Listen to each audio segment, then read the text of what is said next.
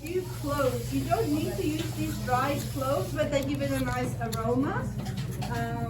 Also, cloves are good for you too, right? It's a healthy. This kind of squash, because it's the closest to what you would use when we make this.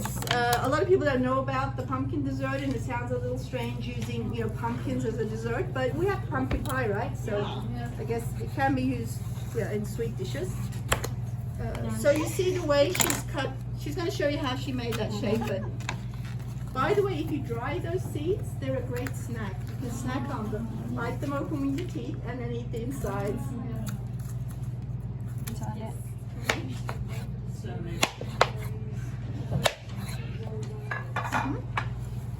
Sonra şunu kullanıyoruz.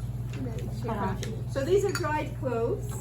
Bu kabağın kokusunu biraz kamufle. As little as you like, in between the slices.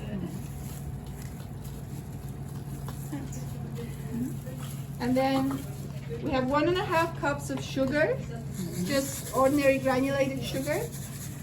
And you sprinkle that all over the slices. Make sure you get every slice.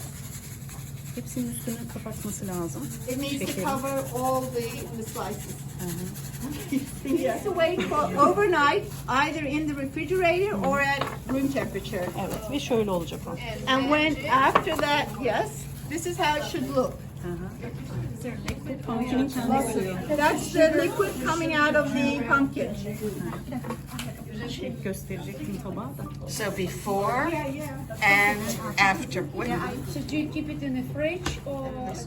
Yani 50 dakika ya da bir saat. So she will cook this at 400 degrees Fahrenheit for about 50 minutes. 50. Çünkü Great thing because you get the original the juices out of the pumpkin and it tastes much better that way. The juices are going to be colder, at least at warm temperature, right? So you want that to warm up. She's going to wait for the liquids to warm up and then for the pumpkin to cook. So you need a good 50 minutes. After 50 minutes, that's what you should be seeing. So yeah, there's still a bit of liquid, which is fine. That's okay. But the pumpkin should be nice and soft. Test it with a fork. 50 minutes. Or say an hour, about an hour. açabilirsin. Aç aç.